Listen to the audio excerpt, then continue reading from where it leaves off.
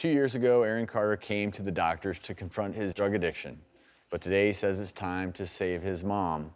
Aaron says she's an alcoholic. He's afraid for her life.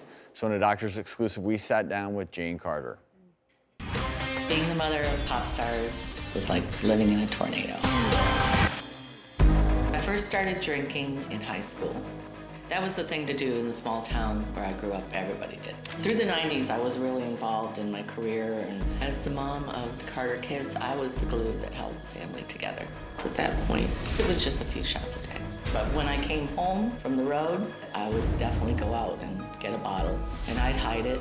I would hide it, and then I'd go back on the road and go back to work, and I was really proud of myself. It worked for quite a while. My drinking started getting worse when my husband started cheating on me. That's how I dealt with it. After the divorce, I was totally vilified. They accused me of not caring about my kids. How do you think you would feel if one day you woke up and your whole career was gone, your family was gone, everything wiped out in an instant? My family was destroyed. That's why I turned to drinking. I was doing a liter a day. I felt like everybody already thinks I'm a piece of dirt. I can just go crazy. Who cares if I live or die? At this point in time, I drink every day. I usually go through a whole pint of vodka by noon. My drinking has affected my family. I get mean. I can't talk to Nick. He's done because I said bad things about his wife. If I don't drink, I crave it. I have to have just a little bit. I don't think I can be happy without alcohol. Please welcome Aaron's mom, Jane, to the show. It's good to meet you, Jane. Thank you. Sorry. Big baby. You have nothing to apologize for. Now you know why I cry so much. You got very emotional just watching the tape. What were you thinking there, Jane? Not my reality in my head. What is the reality in your head? I think that I'm tough and I'm surviving and doing the best I can with what God has given me. You may feel helpless, and we have a lot to talk about, but when you look at your son, you see how far he's come in 2 years. Do you believe, do you have hope that you can get to a place where alcohol isn't ruining your life, isn't dictating your life? I would love that. I would love that.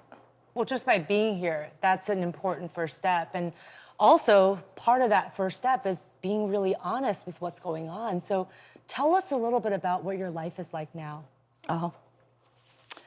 Just get into it, Mom. Just go. This is a conversation. This isn't an interview. My life. Just tell them. Just talk. I get up in the morning. I get up like real early, like Tell them the truth. 4 or 5 o'clock, because I've always been an early riser. And first thing I want to do is have a drink. I drink vodka with Kool-Aid, and so you don't really taste the vodka. And it gets my motor running. I feel like, oh, okay, I feel really good. Yeah. Getting some stuff done around the house. And then I know that I have to eat something by like noon. So then I eat, and then I take a nap, and then I get up. Sober up. Yeah, it's just sober up. And then I get up and I go to work, and I'm a server in a restaurant. She's a server at a restaurant after giving up her life for her dreams, for me and my brother. I'm not ashamed of it. I am. No, I'm not. I think it's commendable, Yeah. but at the same It's a job. I I think support that myself. it's commendable. There's nothing wrong. I've dated girls that were servers, that were great women. Any kind of work is good If you're for the soul. working, you're working.